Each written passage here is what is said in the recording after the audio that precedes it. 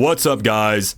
My name's Soji, and as a lot of you may know, I'm the main and one of the current Blazeless owners and a Hall of Fame Blazer. And today, I'm going to be showing you the ropes of how to blaze, or if you already know, become a better Blazer. So, I'm going to try and keep things short and simple, don't want to drag this on for too long and waste your guys' time. When it comes to blazing, there's more to it than just being loud and saying jokes. This is where Blazelist comes in. My judges and I have a quote-unquote Blazelist chart that we use to judge with and to determine the winner of matches overall.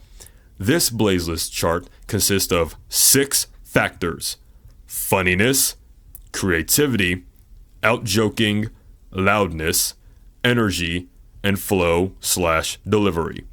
And you might be wondering, well, Soji, what does this have to do with helping me become a better Blazer at all? Well, we're going to go through that one by one. First up, funniness.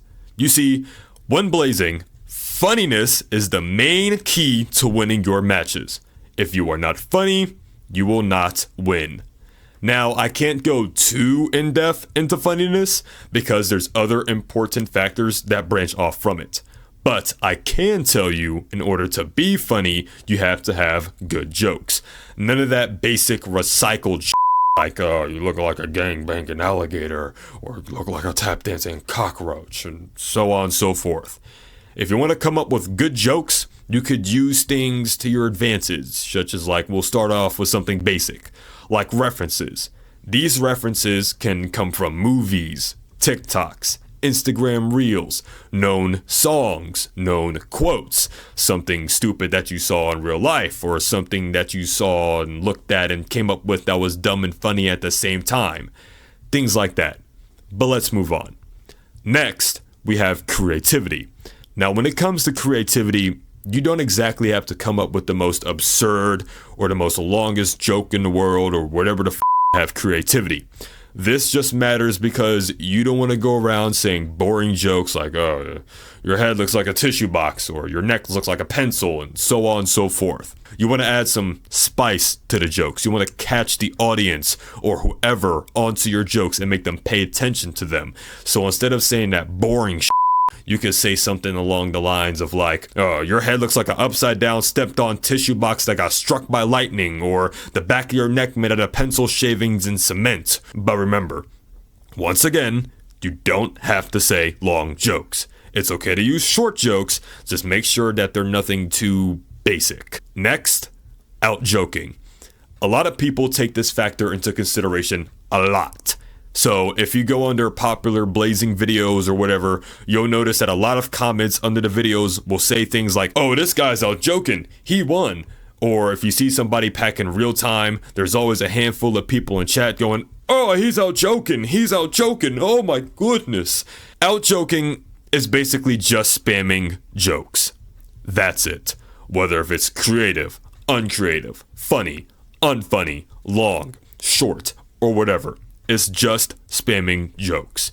If you want an example of this, look up a video of Vu or one of the main ooh guys packing or something. Now, it is okay to get out joked as long as you make up for it in terms of good quality and decent amount of jokes. But you don't want to say 2 or 3 good jokes and that's it, wrap it up, you're done, and the rest is filler. You still want to be consistent with your jokes and avoid a lot of that filler. Next up, loudness. The same without joking, a lot of people take this factor into consideration a lot.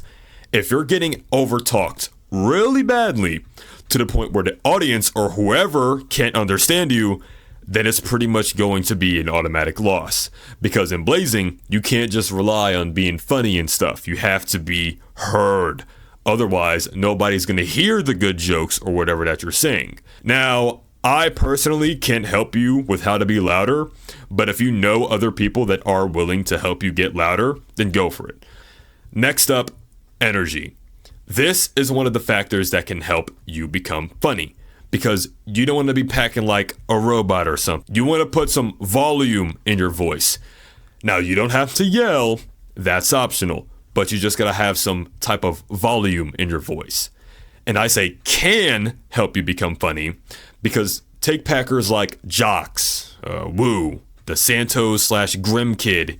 He used to be a screen packer. Or the new gen Blazer Kino. Some of you might have seen or heard of him. All the packers listed here all use high energy. And this is what makes them funny. They're just looked at as crazy, but in a good way, like a funny type of crazy. It helps carries their jokes and brings the audience in more. So that's really it for that. And last but not least, flow/delivery. This, such as energy, is also one of the factors that can help you become funny, if not funnier. Flow and delivery is basically the way that you say your jokes or how you deliver your jokes. Let's take a packer like, let's say, Bordeaux, for example. His jokes work because of his flow and his delivery, the way he sounds, the way he comes off. So that whole like slimy booger or ticklish finger jokes can only really work because of his unique flow. But now, let's imagine a regular new gen packer saying them type of jokes with their own flow. You wouldn't crack not a single smirk. In order to really obtain a good flow, you can either try and come up with one by yourself or just quote unquote leech, use one of the Hall of Fame or skilled packers flow and go off with it if it works for you. But I would be careful of that because people might go out of their way to call you a junior of that packer that you're using the flow of. If you just suck with it, that is. What's up YouTube, Zayhs here. I'm about to go over a few basic tips and methods for loud micing. Let's get straight into it. So once you make your way to your browser, I already have them open, but first we're gonna go over the Yeti Classic. This is the mic I personally use. So there's two modes that you will most likely use: cardioid and stereo mode. So cardioid would always keep you mono, keep you center. Stereo, obviously stereo makes you more wide, expands you more. So I recommend this mic. I use it myself personally. It's nice. Sounds good. Yeah. Let's get into the headphones. If you have these and someone is telling you you're losing, they're just not saying something right. Why did I just say that? I'm cutting that out. All right. Audio Technicas. So these headphones, studio headphones, they provide a good sound quality. They're comfortable. They're nice. They make sure you hear everything that you need to hear. If you're not willing to spend the $200 on these headphones, you can also get this version. It's way cheaper. It's not a huge difference, and it still sounds nice. So now you bring yourself the equalizer APO. It's a quick, easy, simple way to install. You connect it to your mic. It's fast, simple. It's just literally easy. So now you're gonna make it with a Disco Canary. It's better using a different client than using Clownfish, because when you use Clownfish, you're always gonna hear yourself over, no matter the case. When you use a client, you're gonna be able to hear where the person is, always be able to adjust your sets, fix them, and you're gonna be able to hear yourself better. You make it with a Sean stereo. Shout out to Sean. He made this. If it wasn't for him, we would not be loud micing.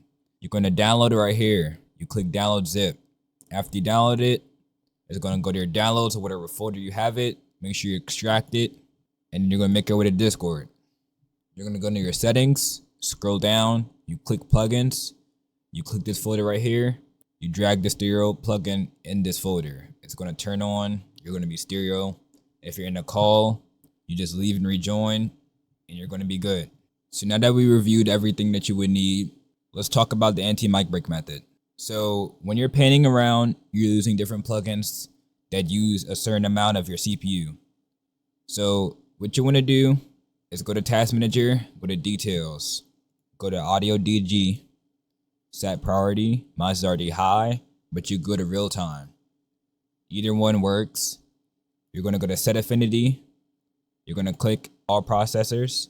You're gonna click this. You're gonna select one. Doesn't matter which one you have. Just click OK. You're gonna close it. Now, whenever you move around, your mic can still break, but it will have less of a chance to break.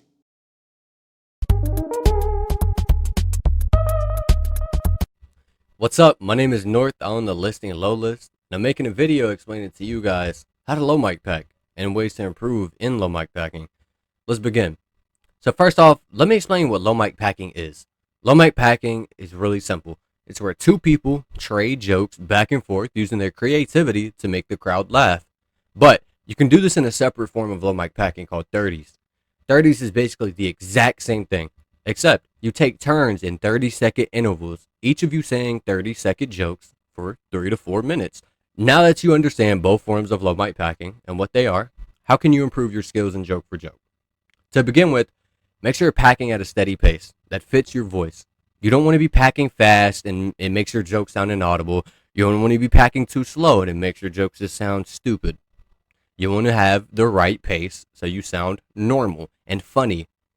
The way a joke is pronounced and delivered, it affects it heavily.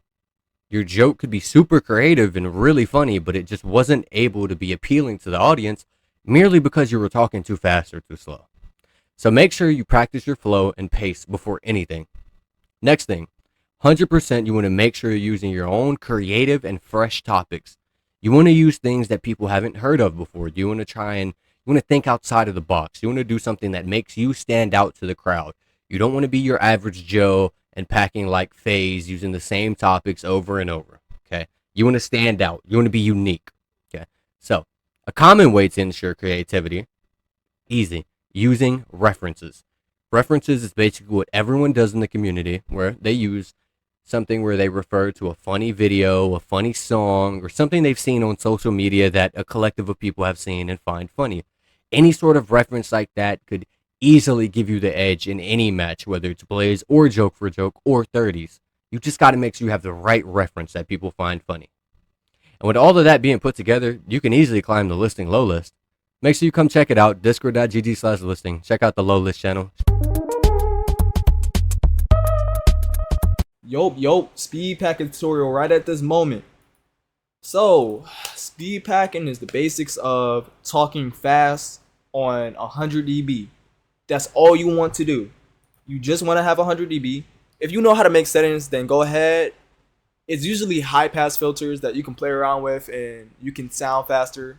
This is not a packing setting. This is just playing around for fun. You can try it if you want to. That's what speed packing is, the basics of. It's pretty easy to learn. So we will put 100 dB on right now. This is what it should sound like. Do not get further from your microphone.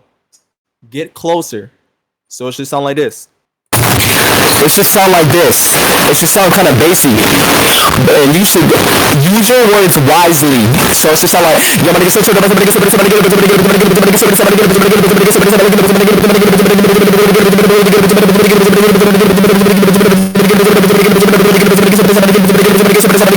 that should sound like that. And with the words that I was saying, it might sound like I was mumbling, but I was not. And what you want to say when you're having 100 dB on. You want to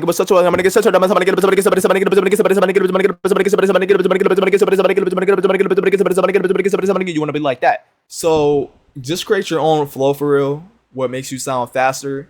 And if you need any tips or anything, just contact me. But those are the basics of speed packing. You have a good day. I'm recognized as one of the best stammerers with a listing of 63 hours. I'm here to teach you how to properly stamina pack. To begin, let me explain what stamina packing is. Stamina packing involves participants joining a call to see who can stay awake the longest. This can be done by using sets or by remaining on deafen to determine a winner. You must perform an AFK away from keyboard check on your opponent. If they fail a 100 check, you are declared the winner. The rules to get on the list are: you must have hourly recordings proving you are not on a pre-recorded audio, or the best way and reliable is to DM me or a list helper the week of the event to have ISO or a host to spectate the stand to ensure everything is legit.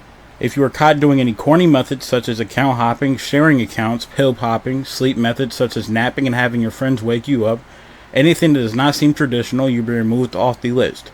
If you want to be listed, contact me in DMs. If you cannot find my Discord tag, you can join the discord.gg listing and go to the stamina list section and find me there or any of the listed helpers.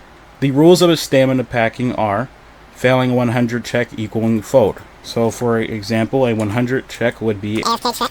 For example, we use the people when you talk, and it would go 1, 2, 3, 4, 5, 6, 7, 8, 9, and then you would count to 100. So that would be them answering. And then the other person would obviously answer as well, but you know. A failing 100 stream check plus task manager tray, etc. or equals fold. So for example, for that would be, You would do this, and you would choose them both for a PC user. You would do that, and then you would do, say, task manager, plus tray bar, and stream. So this would be the check. alright, so you see that he typed hi, he streamed, and then with the stream he would show his tray bar, which a tray bar would be this right here, show your hidden icons. The stream would obviously be him streaming, and his task manager would be right clicking your taskbar and going to task manager, and another check would also be a task view, which would be right here. A task view can be enabled by doing show task view button, and it would show up right here. There are account hopping or any remote control access would be deemed as invalid. That equal to fault if you were caught using them. Infinite crashes, so if one of them were to crash, they would fold unless they had proof. So valuable proof would be such as recording an audio saying, like, say your Discord's reloading because it crashes or something. You would record it and it would be like, hey, I'm Ling, my Discord's not working, and then you would list the time that it is right now to show proof that you actually crashed.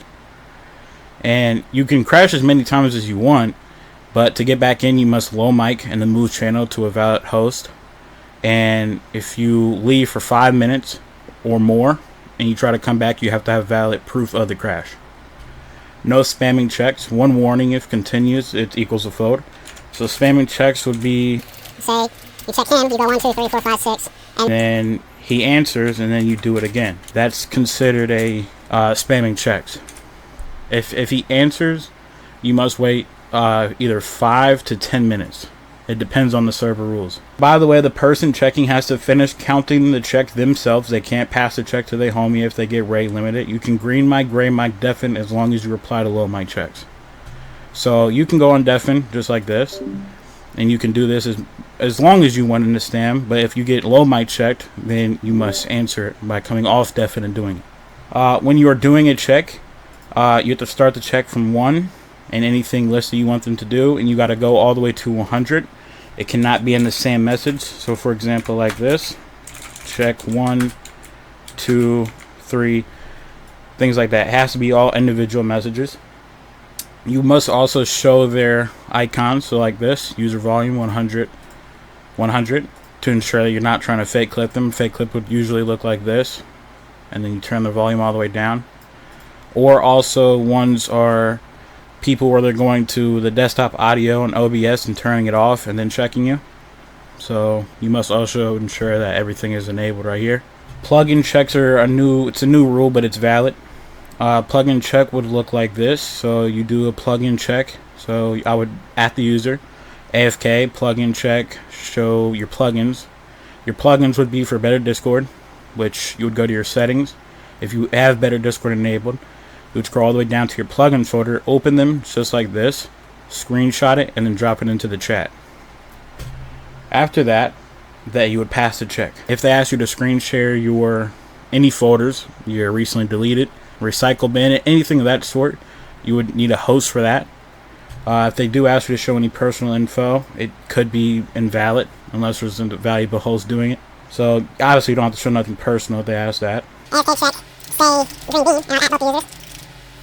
And then I would say, so then I would check them. Green bean. Alright. And then you see how they typed it. And then he typed it as well. Green bean. And then he also said the requested word. So you would have to start with AFK check, say green bean. You usually would want to say low mic and say green bean. And then type chicken. So if they were to type, say, F, it could be deemed as a fold. It depends on the server. And that's really about it.